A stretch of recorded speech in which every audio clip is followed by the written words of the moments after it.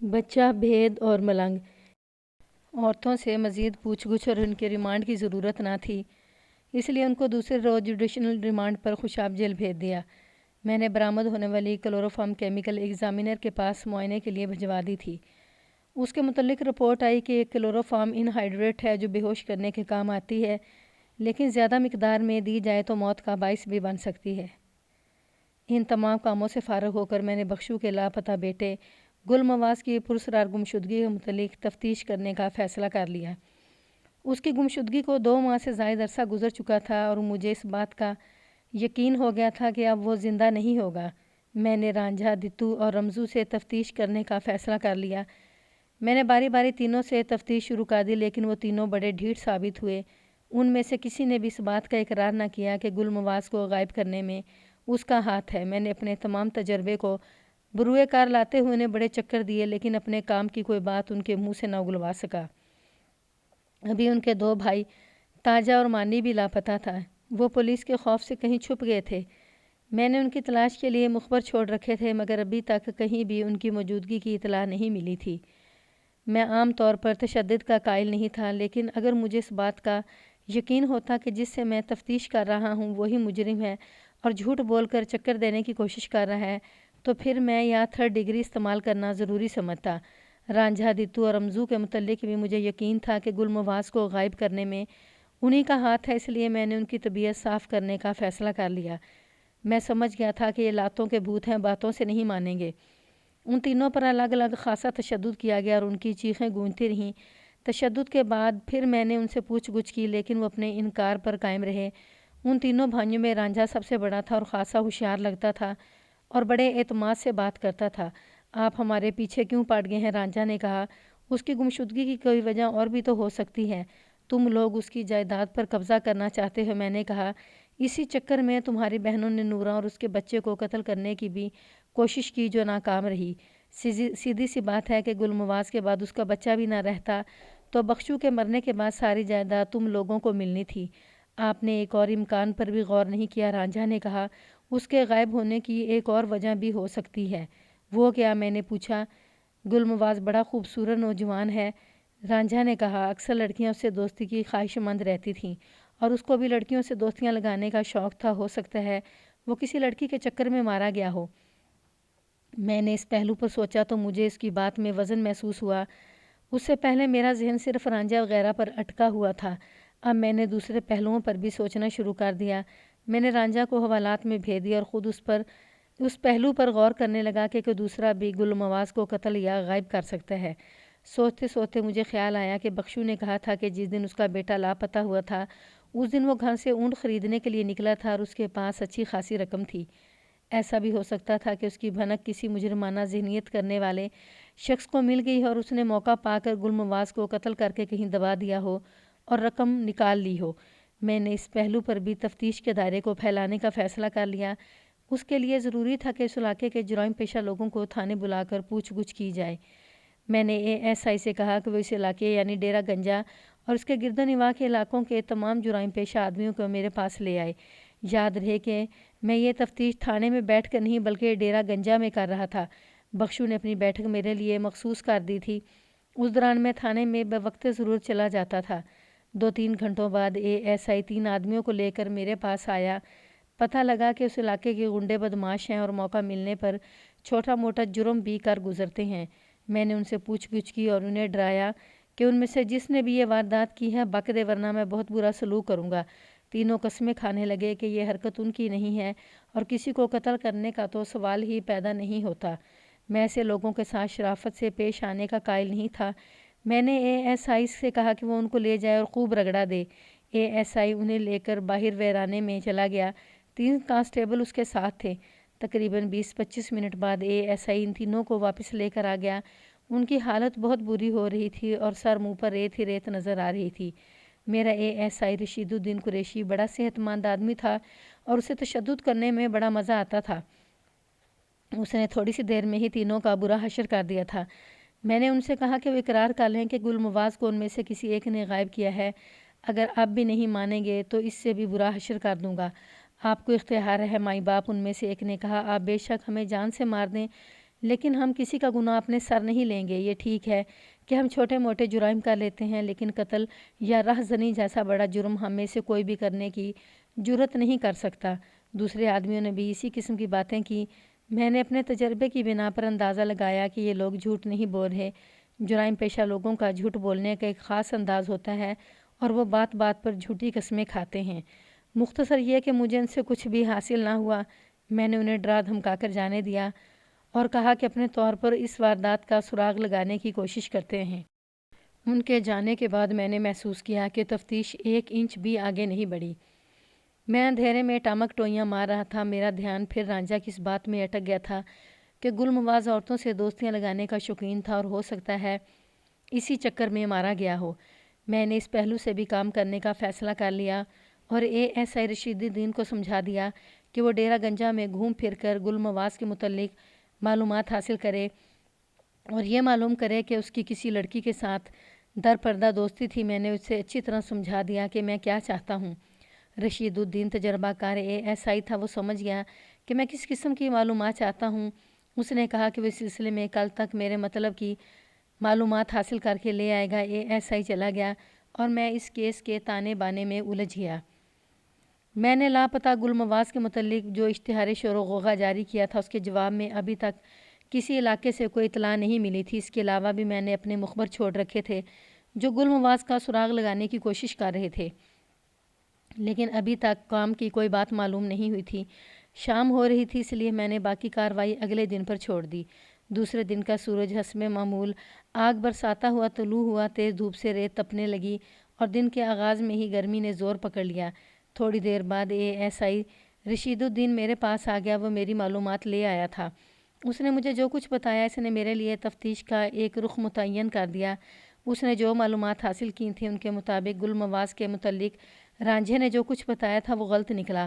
گل مواز کے ہمسایوں اور دوستوں وغیرہ نے بتایا کہ وہ ایک شریف آدمی تھا اور دوسروں کی ماں بہن کو اپنی ماں بہن سمجھتا تھا۔ اس کے متعلق یہ بھی معلوم ہوا کہ اس نے کبھی کسی عورت کے ساتھ دوستی نہیں کی۔ اس کی شادی بھی اس کے والدین کی پسند سے ہوئی تھی۔ یہ رپورٹ سن کر مجھے یوں محسوس ہوا کہ رانجھا نے تفتیش سے بھٹکانے کے لیے مجھے غلط رخ پر ڈالا تھا۔ مجھے اس کی مکاری پر بڑا غصہ آیا اور میں نے ایک کانسٹیبل سے کہا کہ وہ رانجھا کو میرے پاس لے آئے۔ اب مجھے یقین ہو گیا کہ اصل مجرم رانجھا اور اس کے بھائی ہیں۔ میں نے ارادہ کر لیا کہ ان کی ہڈیاں توڑ دوں گا۔ میں غصے سے ٹہلنے لگا۔ میں ٹہل رہا تھا کہ میرا ایک مخبر آ گیا۔ اس کے ساتھ ایک غریب سا آدمی تھا۔ میرے پوچھنے پر اس نے جو بات مجھے سنائی اسے سن کر مجھے یوں لگا کہ سارا مسئلہ ہی حل ہو گیا ہے۔ اس سے پہلے میں مایوسی کے اندھیروں میں بھٹک رہا تھا۔ اس اندھیرے میں یوں لگا جیسے روشنی چمک اٹھی ہو۔ اس مخبر نے بتایا کہ یہ شخص موزہ گروٹ کا رہنے والا ہے جو دریائے جہلم کے کنارے ہے۔ یہ بھنگ پینے کا شوقین ہے اور وہاں ایک قبرستان میں ملنگ کے پاس جا کر روزانہ بھنگ پیتا ہے۔ وہاں چند اور بھی بھنگ پینے کے شوقین آ جاتے ہیں۔ ملنگ نے قبرستان کے اندر ہی ایک جھگی بنا رکھی تھی اور دن رات وہیں رہتا تھا۔ اس کا کام قبروں کی حفاظت کرنا تھا۔ اس کے علاوہ وہ گورکن بھی تھا۔ یہ ملنگ ہر وقت لال رنگ کا لمبا سا لبادہ پہنے رہتا تھا اور لوگوں میں لال بابا کے نام سے مشہور تھا۔ ایک روز ملنگ نے بھنگ کے نشے میں بتایا کہ کچھ رات پہلے یہاں کچھ لوگوں نے ایک گڑھا کھود کر ایک لاش دبائی تھی اور مٹی ڈال کر چلے گئے تھے۔ ملنگ انہیں پہچان نہیں سکا تھا۔ یہ آدمی جو میرے مخبر کے ساتھ تھا ایک سرکاری محکمے میں چپڑاسی تھا اور معمولی پڑھا لکھا تھا۔ اس کو اشتہار شور و غوغا کے ذریعے معلوم ہوا کہ 2 ماہ سے ایک آدمی لاپتہ ہے جس کے متعلق شبہ ہے کہ اسے قتل کر دیا گیا ہے۔ اس آدمی کو ملنگ والی بات یاد آ گئی اور اس نے اپنے دوست سے اس کا ذکر کیا۔ وہ یہ باتیں ایک دکان پر کھڑے کر رہے تھے جہاں میرا مخبر بھی کھڑا تھا۔ یہ اتفاق ہی تھا کہ میرے مخبر کے کانوں میں یہ بات پڑ گئی۔ وہ اس آدمی سے ملا اور معلومات لے کر اسے میرے پاس لے آیا۔ میں نے اس آدمی سے اپنے مطلب کی باتیں پوچھیں۔ مجھے یقین سا ہونے لگا کہ قبرستان میں دفن کی جانے والی لاش گل مواز کی ہے۔ اب ضروری ہو گیا تھا کہ ملنگ کو بلا کر اس سے مزید پوچھ گچھ کروں۔ میں نے اس آدمی سے کہا کہ وہ میرے ساتھ ہونے والی باتیں کسی کو نہ بتائے۔ یہ کہہ کر میں نے اسے جانے کی اجازت دے دی۔ اس کے بعد میں نے ASI کو بلا کر کہا کہ وہ ایک کانسٹیبل کو ساتھ لے جا کر اور موزہ گروٹ کے قبرستان میں ایک ملنگ بابا کو میرے پاس لے آئے۔ میں نے اسے بھی سمجھایا کہ اسے پیار محبت سے لے کر آئے۔ ASI اسی وقت چلا گیا۔ تقریباً 1 گھنٹے بعد ASI ملنگ کو لے کر آ گیا۔ یہ ایک صحت مند آدمی تھا جس کے لمبے لمبے بال اس کے شانوں پر پڑے ہوئے تھے۔ اس کی داڑھی بے ترتیبی سے بڑھی ہوئی تھی اور مونچھیں بل کھاتی ہوئی داڑھی میں گم ہو گئی تھیں۔ بھنگ کے نشے سے اس کی آنکھیں لال سرخ ہو رہی تھیں۔ اس کے گلے میں موٹے موٹے منقوں کے ہار تھے اور ہاتھوں میں بہت سی انگوٹھیاں پہنے ہوئے تھے۔ اس نے ہاتھ میں ایک موٹا سا ڈنڈا پکڑ رکھا تھا جس پر مختلف رنگوں سے نقش و نگار بنے ہوئے تھے۔ اس نے مجھے دیکھتے ہی ایک نعرہ مستانہ لگایا، علی حیدر، تھانے دار بادشاہ دی خیر۔ میں نے اس سے لاش کو قبرستان میں دبانے والی بات پوچھی تو اس نے تفصیل سے بتایا کہ آج سے 2 ماہ پہلے کچھ لوگوں نے رات کے وقت وہاں لاش دبائی تھی، لیکن ملنگ انہیں دیکھ نہیں سکا تھا۔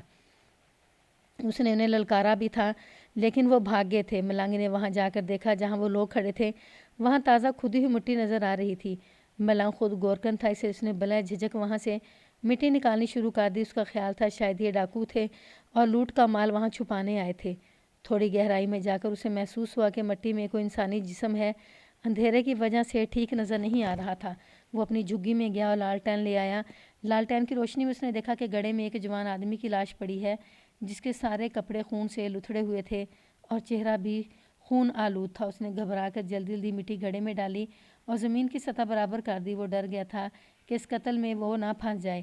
تم اس جگہ کی نشاندہی کر سکتے ہو؟ میں نے ملنگ سے پوچھا۔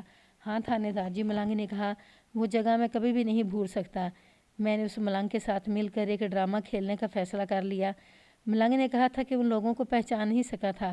اگر میں وہاں سے خود لاش برآمد کر لیتا اور بعد میں رانجھا اور اس کے بھائیوں سے اقبال جرم کے لیے کہتا تو انہوں نے صاف انکار کر دینا تھا۔ میں چاہتا تھا کہ وہ خود وہاں سے لاش برآمد کرائیں۔ اس کے لیے میں نے ملنگ بابا کو اس کا کردار اچھی طرح سمجھایا اور اسے انعام کا لالچ بھی دیا۔ اس نے اپنا سبق بڑی اچھی طرح یاد کر لیا۔ یہ ضروری نہ تھا کہ گروڈ کے قبرستان میں گل مواز کی لاش ہی دفن ہوتی، وہ کسی اور کی لاش بھی ہو سکتی تھی۔ میں نے داؤ کھیلنے کا فیصلہ کر لیا۔ میں نے ملنگ کو شربت پلوایا اور اسے ساتھ والے کمرے میں بٹھا دیا اور اسے سمجھا دیا کہ اسے کب اندر آنا ہے۔ اس کے بعد میں نے ملزمان رانجھا، رمزو اور دتو کو اپنے پاس بلا کر ان سے تفتیش شروع کر دی۔ انہوں نے پہلے کی طرح جرم سے انکار کیا۔ خود اقبال جرم کر لو گے تو فائدے میں رہو گے۔ میں نے ملزموں سے کہا، میرے پاس مکمل ثبوت اور موقع کا گواہ بھی ہے۔ اس نے تمہیں اپنی آنکھوں سے گل مواز کی لاش کو دفن کرتے دیکھا ہے۔ یہ کہتے ہوئے میں نے ان تینوں کے چہروں پر نظریں گاڑے رکھیں۔ میں نے صاف محسوس کیا کہ وہ میری بات سن کر ذرا سے چونکے، لیکن پھر اپنے تاثرات پر کنٹرول کر لیا۔ میں سمجھ گیا کہ میرا ہوا میں چھوڑا ہوا تیر ٹھیک نشانے پر بیٹھا ہے۔ میں نے رانجھا کو گریبان سے پکڑ کر الگ کر لیا، اس کی آنکھوں میں آنکھیں ڈال دی۔ وہ گھبرا گیا۔ گروڈ کے قبرستان میں کس کو دبایا تھا؟ میں نے دھیمی مگر قہر زدہ آواز میں پوچھا۔ میں نے آواز اتنی دھیمی رکھی کہ دتو اور رمزو نہ سن سکیں۔ میں نے دیکھا میری بات سن کر ایک دم رانجھا کا چہرہ پیلا پڑ گیا اور اس کی آنکھیں خوف سے پھیل گئیں۔ اس کی حالت خراب ہونے لگی۔ اسی وقت میں نے ملنگ کو طے شدہ اشارہ دے دیا۔ میرا اشارہ پاتے ہی ملنگ نعرے مارتا ہوا اندر آ گیا اور رانجھا کے گرد ناچنے لگا۔ اس نے ناچتے ناچتے رک کر اپنا موٹا سا ڈنڈا رانجھا کی طرف کیا۔ آخر پکڑے گئے نا؟ ملنگ نے لال انگارہ آنکھوں سے گھور کر رانجھا سے کہا۔ کب تک بھاگو گے؟ یہ کہہ کر ملنگ پھر اچھل کود کرنے لگا۔ اس کے ہاتھوں میں پہنے کڑے اور گلوں میں مٹکوں کے ہار وغیرہ مل کر چھنکنے لگے اور ایک عجیب سا سما بندھ گیا۔ رانجھا کوئی پختہ کار مجرم نہیں تھا، اس لیے اس کی حالت ایسی بری ہوگی جیسے اب گرا کہ تب گرا۔ میں نے ملنگ کو روکا نہیں۔ میں نے دتو اور رمزو کی طرف دیکھا تو وہ بھی پریشان نظر آ رہے تھے۔ ان کو علم ہو گیا تھا کہ اب ان کا بھید کھل چکا ہے۔ اللہ کا واسطہ دیتا ہوں تھانے دار جی، رانجھا نے تقریباً روتے ہوئے کہا۔ اس کو روک دیں۔ یہ کہہ کر رانجھا اپنا سر پکڑ کر زمین پر یوں بیٹھ گیا جیسے گر پڑا ہو۔ میں نے ملنگ کو ہاتھ کے اشارے سے رکنے کو کہا۔ ملنگ نے اچھل کود بند کر دی اور دوسرے کمرے میں چلا گیا۔ میں نے رانجھا کو دیکھا، وہ نیم بے ہوشی کی حالت میں تھا۔ میں نے پانی منگوا کر اس کو پلایا تو اس کے ہوش ٹھکانے آئے۔ میں نے اس سے کہا کہ اب وہ کیا کہتا ہے؟ اس نے یوں سر جھکا لیا جیسے اپنے جرم کا اقرار کر رہا ہو۔ میں نے تینوں کو اس طرح گھیرا تھا کہ وہ لاش والی جگہ کی نشاندہی کرنے پر تیار ہو گئے تھے۔ میں نے اسی وقت برآمدگی کی کارروائی کے لیے تیاری کر لی اور نمبردار غلام محمد کے علاوہ ایک اور معزز شخص کو ساتھ لیا۔ میں نے گل مواز کے باپ بخشو کو شناخت کے لیے ساتھ لے لیا۔ نمبردار نے قبر کھودنے کے لیے 2 آدمیوں کو بلانا چاہا تو ملنگ لال بابا نے کہا کہ یہ کام وہ خود کر لے گا۔ ہم لوگوں کا یہ قافلہ گروڈ کے قبرستان میں پہنچ گیا۔ قبرستان کے اندر داخل ہوئے تو میں نے رانجھا، دتو اور رمزو کو آگے کر دیا کہ وہ نشاندہی کریں۔ وہ آگے آگے چل پڑے اور کچھ بالکل مختلف جگہ سے مڑتے ہوئے ایک پختہ قبر کے قریب رک گئے۔ اس پختہ قبر کے بائیں طرف کچھ جگہ بالکل ہموار تھی۔ رانجھا نے ہاتھ کے اشارے سے اس جگہ کی طرف اشارہ کیا کہ انہوں نے گل مواز کو یہاں دبایا تھا۔ اتنی دیر میں ملنگ اپنی جھکی سے کدال لے آیا۔ میں نے اسے اشارہ کیا تو اس نے رانجھا کی بتائی ہوئی جگہ پر کھدائی شروع کر دی۔ جب گڑھا تھوڑا گہرا ہوتا گیا، تو میں نے ملنگ سے کہا کہ اب وہ ذرا اختیار سے مٹی نکالے۔ تھوڑی سی مزید کھدائی کے بعد لاش کے آثار نظر آنے لگے۔ لاش کے کپڑے پہلے نظر آئے، اتنی سخت بدبو آ رہی تھی کہ وہاں کھڑا رہنا محال ہو گیا۔ یہ ملنگ کا ہی حوصلہ تھا کہ وہ گڑھے میں کھڑا ہو کر لاش کے ارد گرد سے مٹی نکال رہا تھا۔ تھوڑی دیر بعد گلی سڑی لاش پوری طرح سامنے آ گئی۔ لاش کے بازو پر ایک تعویذ بندھا ہوا تھا اور اس کے دائیں بازو میں ایک لوہے کا کڑا تھا۔ لاش کے گلے میں کوڑیوں کا ایک ہار تھا۔ اس ہار کے علاقے کے لوگ جسمانی دردوں سے بچنے کے لیے بطور گٹ کا استعمال کرتے تھے۔ یہ قدآور نوجوان کی ایک لاش تھی۔ میں نے مقتول کے باپ بخشو کو آگے بلایا، اسے شناخت کے لیے کہا۔ بوڑھے باپ کی حالت بہت بری ہو رہی تھی۔ وہ جب چلا تو اس کی ٹانگیں لڑکھنانے لگیں، یوں لگتا تھا جیسے ابھی گر پڑے گا۔ اس کا ایک ہی بیٹا تھا جو ظالموں نے مار دیا تھا۔ اکلوتے بیٹے کی لاش آنکھوں کے سامنے آنے والی تھی۔ میں نے کانسٹیبل کو اشارہ کیا تو اس نے بخشو کا ہاتھ پکڑ کر سہارا دیا۔ میں نے لاش سے اترنے والی اشیاء، تعویذ، لوہے کا کڑا اور کوڑیوں کا ہار گڑھے کے باہر زمین پر رکھوا دیا تھا۔ بوڑھا باپ کبھی لاش کو دیکھتا اور کبھی ان اشیاء کی طرف ایسے لگ رہا تھا جیسے وہ کسی فیصلے پر نہیں پہنچ پا رہا یا حقیقت سے نظریں چرانے کی کوشش کر رہا ہے۔ پھر اس نے آسمان کی طرف دیکھا جیسے اللہ سے خاموش شکوہ کر رہا ہو۔ یک لخت وہ پھٹ پڑا اور ہچکیاں لے کر رونے لگا۔ اس کو رونا اس بات کی تصدیق تھی کہ لاش اس کے گم شدہ بیٹے گل مواز کی ہی ہے۔ میں نے لاش کی برآمدگی کے متعلق کاغذی کارروائی کی جو زیر دفعہ 27 شہادت ایکٹ کے تحت تھی۔ اس کے بعد میں نے گواہوں کے دستخط کرائے۔ ملزموں کو پہلے ہی ہتھکڑیاں لگ چکی تھیں۔ میں نے لاش کو پوسٹ مارٹم کے لیے بھجوانے کا بندوبست کیا اور ملزموں کو لے کر واپس آ گیا۔ میں نے ملزموں سے بیان لینے کا فیصلہ کر لیا۔ سب سے پہلے میں نے رانجھا کا بیان لیا جو ان میں سب سے بڑا تھا۔ اس نے جو بیان دیا وہ بھی آپ کو اپنے الفاظ میں سنا دیتا ہوں۔ گل مواز اور رانجھا کے باپ آپس میں بھائی تھے۔ گل مواز کا باپ چھوٹا تھا اور رانجھا وغیرہ کا باپ بڑا تھا۔ بڑے بھائی کے 5 بیٹے اور 2 بیٹیاں تھیں جبکہ چھوٹے بھائی بخشو کی ایک ہی اولاد تھی۔ رانجھا وغیرہ کا باپ 2 سال پہلے فوت ہو گیا تھا۔ ان کا باپ بڑا فضول خرچ عیاش آدمی تھا۔ اس نے اپنے حصے کی زیادہ تر زمین جائیداد اللہ تللوں میں اڑا دی تھی۔ اب اس کی نظر چھوٹے بھائی بخشو کی جائیداد پر لگی ہوئی تھی جس کی ابھی تک کوئی اولاد نہیں ہوئی تھی۔ پھر اللہ نے اسے ایک بیٹا دیا جو اس کی جائیداد کا وارث تھا۔ رانجھا کے باپ نے کئی مرتبہ بیٹوں کے سامنے اس قسم کی باتیں کی تھیں کہ اگر بخشو کا بیٹا نہ پیدا ہوتا تو کسی طرح اس کی جائیداد پر قبضہ کر لیتے۔ یہ بات رانجھا اور اس کے بھائیوں کے دماغ میں بیٹھ گئی۔ باپ کے مرنے کے بعد انہوں نے ہیلے بہانوں سے اپنے چچا کی کچھ زمین پر قبضہ کر لیا۔ بخشو امن پسند تھا۔ اس نے تھوڑی سی زمین کی پرواہ نہ کی اور وہ چپ رہا۔ اس سے ان بھائیوں کے حوصلے اور بھی بڑھ گئے۔ اب انہوں نے گل مواز کو راستے سے ہٹانے کے منصوبے بنانے شروع کر دیے۔ اس منصوبہ بندی کے نتیجے میں انہوں نے سوچ سمجھ کر گل مواز کے ساتھ دوستی پیدا کر لی۔ اب وہ موقع کی طاق میں رہنے لگے۔ ایک روز انہیں پتہ چلا کہ گل مواز اپنی ضرورت کے لیے کچھ اونٹ خریدنے کے لیے جا رہا ہے اور اس کے پاس اچھی خاصی رقم ہوگی۔ ان بھائیوں کی نیت بدل گئی اور انہوں نے یہ پروگرام بنایا کہ اس موقع پر گل مواز کو راستے سے ہٹا دیا جائے۔ ان کو پتہ تھا کہ گل مواز کس راستے سے اونٹ خریدنے کے لیے جائے گا۔ وہ ویران علاقہ تھا۔ مغرب کے بعد ہر طرف اندھیرا اور ویرانی چھا جاتی تھی۔ انہوں نے قصبہ گروڈ سے کچھ پہلے ایک ویران جگہ پر گل مواز کو پکڑ لیا۔ ان کے پاس کلہاڑیاں تھیں۔ رانجھا نے پہلا وار مقتول کے سر پر کیا، وہ لڑکھڑایا تو دوسرے بھائیوں نے اس کی گردن اور کندھوں پر کلہاڑیوں کی بارش شروع کر دی۔ اتنے زیادہ کاری زخموں کی وجہ سے گل مواز فوراً ہی گر پڑا اور لمحوں میں مر گیا۔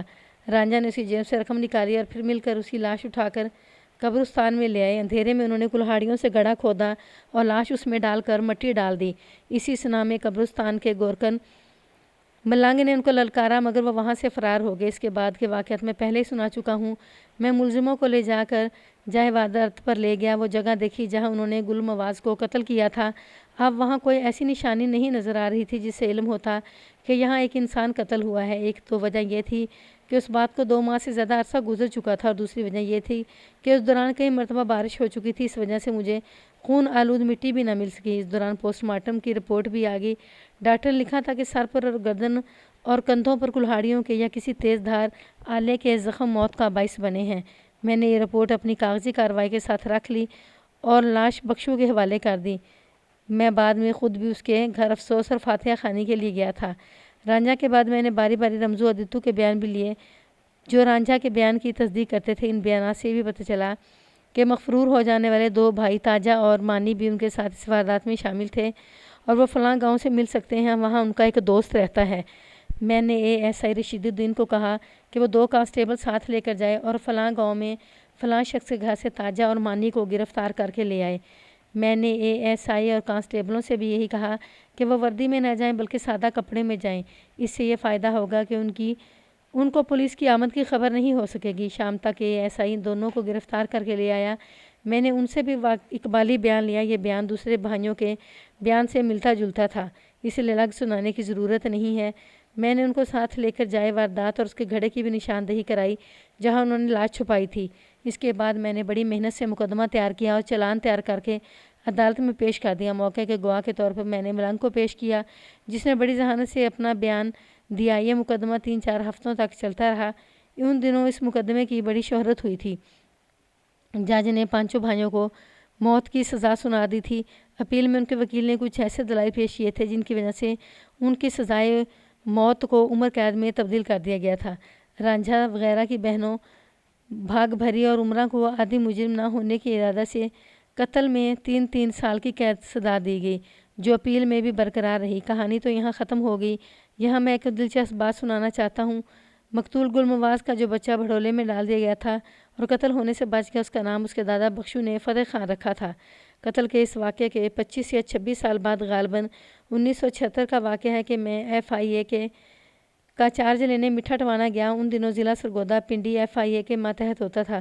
میں یہاں گزارے ہوئے تھانے داری کے عرصے کو یاد کر رہا تھا کہ مجھے گل مواز والا کیس یاد آ گیا۔ میں اپنے پرانے تھانے چلا گیا اور اپنا تعارف کرایا۔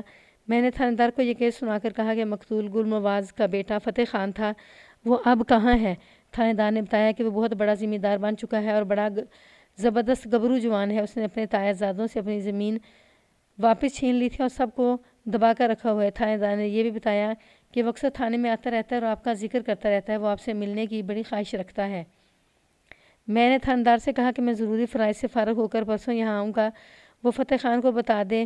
میں اپنے سرکاری فرائض سے فارغ ہو کر واپس آیا تو تھانے دار نے فتح خان کو میری آمد کی اطلاع کر دی۔ فتح خان ایک جلوس کی صورت میں مجھ سے ملنے آیا اور آتے ہی میرے گھٹنوں کو ہاتھ لگا کر ادب اور فرما برداری کا اظہار کیا۔ وہ اپنے باپ کی گل مواز کی طرح بڑا کڑیل جوان نکلا تھا۔ وہ میرے لیے ڈھیر سارے تحائف لایا تھا جو میں نے پیار کے ساتھ واپس کر دیے۔ مجھے دیکھ کر بڑی خوشی ہوئی کہ بھڑولے میں بچ جانے والا بچہ علاقے کا بارعب اور گبرو جوان بن گیا تھا۔